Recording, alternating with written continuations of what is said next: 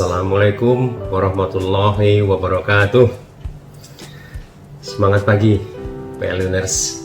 Jumpa lagi dengan saya Agus Prasetyo, Senior Manager PT PLN Persero Unit Induk Wilayah Sumatera Barat.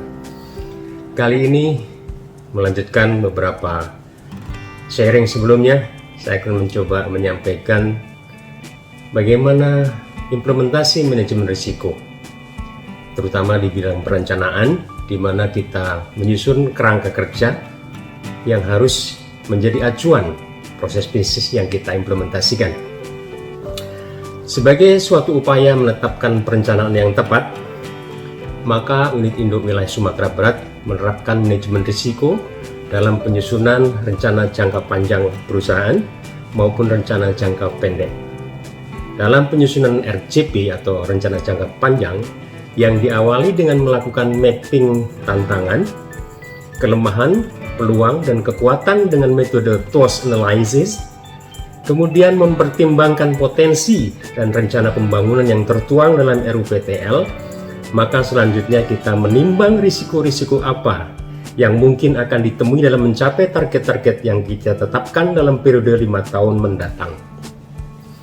Sesuai dengan dasar analisa dan asumsi yang ada, maka dalam RUPTL telah ditetapkan rencana kebutuhan pengembangan infrastruktur ketenaga listrikan untuk memenuhi kebutuhan kelistrikan selama 10 tahun yang akan datang berdasarkan potensi yang ada di daerah.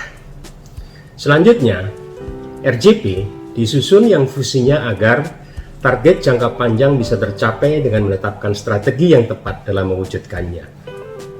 Target dalam RJP yang ditetapkan meliputi target pengembangan kelistrikan sebagaimana tertuang dalam RUPTL, serta target kinerja organisasi yang menggambarkan kemajuan perusahaan dari tahun ke tahun baik dari sisi keuangan, operasi maupun pelayanan. Risiko-risiko yang mungkin akan dihadapi dalam pencapaian target tersebut selanjutnya kita petakan. Kita ukur tingkat kemungkinannya dan dampaknya sehingga terpetakan risiko-risiko dalam kategori rendah, moderat, tinggi, dan ekstrim. Tentunya kita juga tetapkan batasan risiko yang kita bisa terima. Selanjutnya akan kita tindak lanjuti tingkat risiko mana yang akan kita lakukan mitigasi. Yang mungkin hanya risiko tinggi dan ekstrim saja yang kita akan lakukan mitigasinya. Maka mengapa tidak semua risiko harus kita mitigasi? Karena konsekuensi dari tindak lanjut mitigasi adalah menyangkut biaya, penggunaan anggaran.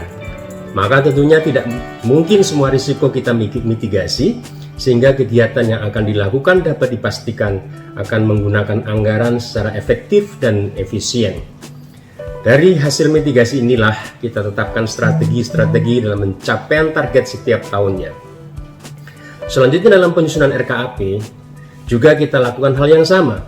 Tiap tahun adalah suatu upaya untuk mencapai target kondisi keuangan tertentu dalam periode 1 tahun dengan didukung oleh target-target operasi lainnya seperti target pertumbuhan, keandalan, efisiensi, peningkatan layanan, dan juga rasio piutang tertuang dalam KPI. Diawali dengan asumsi-asumsi, kemudian ditetapkan target kinerja keuangan dalam periode 1 tahun. Jadi RKAP itu menggambarkan bagaimana kondisi setahun yang akan datang perusahaan kita ini, sehat atau tidak. Dibutuhkan anggaran untuk mencapai target tersebut. Selanjutnya unit induk membreakdown kepada seluruh unit pelaksana untuk mendukungnya. Anggaran yang tertuang dalam RKAP masing-masing unit tersebut merupakan gambaran kebutuhan rencana kerja masing-masing untuk mencapai target. Selanjutnya untuk memastikan tercapainya target-target dalam KPI tersebut, maka unit mengusulkan kegiatan apa saja yang akan dilakukan dalam bentuk anggaran. Tentunya sebagai upaya untuk memastikan target bisa tercapai, serta anggaran yang ditetapkan dapat dilaksanakan secara efektif dan efisien, maka langkah yang dilakukan adalah dengan melakukan kajian risiko dalam penetapannya. Dari target-target yang ditetapkan, selanjutnya dipetakan potensi risiko yang akan menjadi penghambat tercapainya target.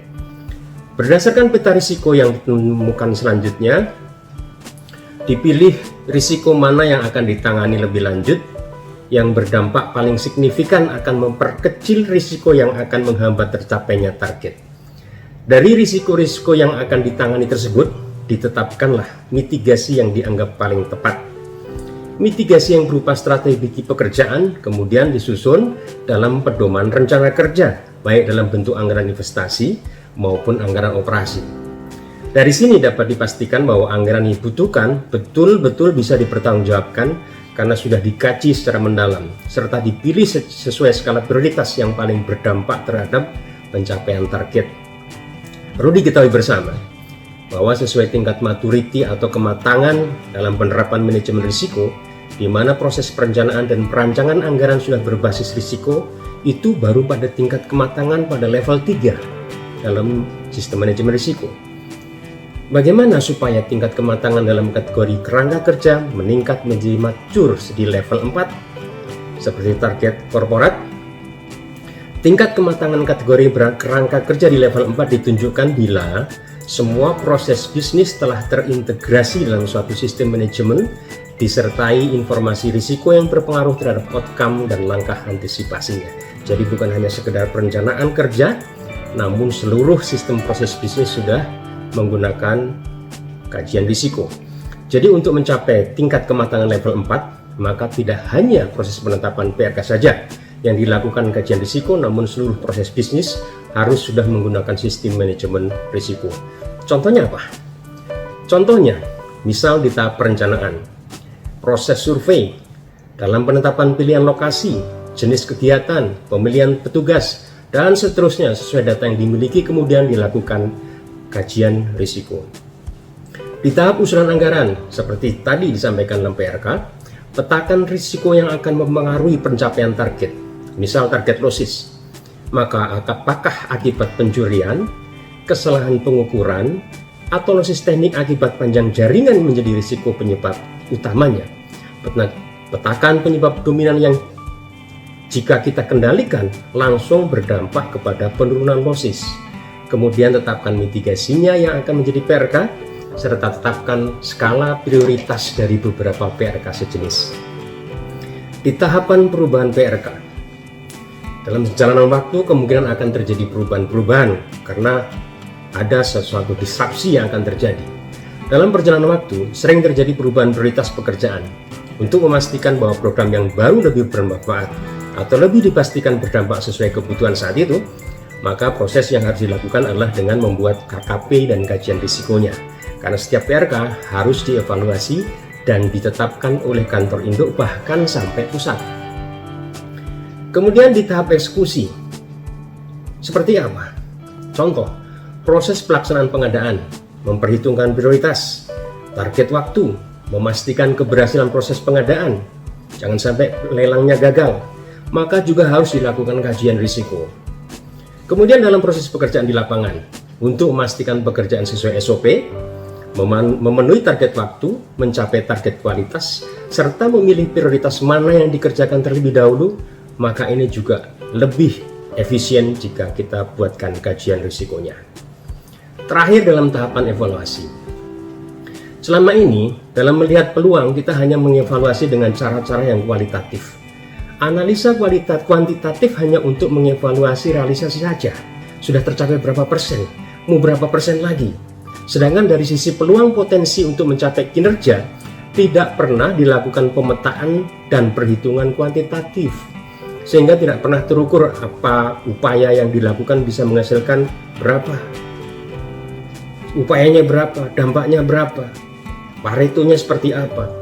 Oleh karena itu, untuk mencapai maturity yang lebih baik, maka di setiap evaluasi kinerja dilakukan kajian risiko pada setiap indikator secara kualitatif dan kuantitatif.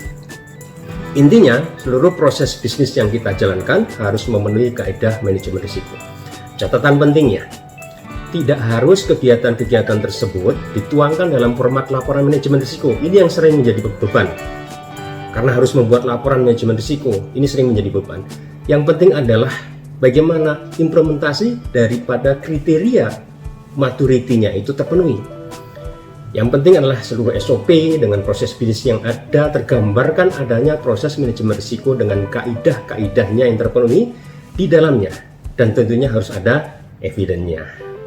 Selamat bekerja, terus upayakan agar kita menerapkan manajemen risiko di setiap proses bisnis yang kita kerjakan, sehingga bisa dipastikan pekerjaan kita jauh lebih optimal dalam pencapaian target. Selamat bekerja. Terima kasih.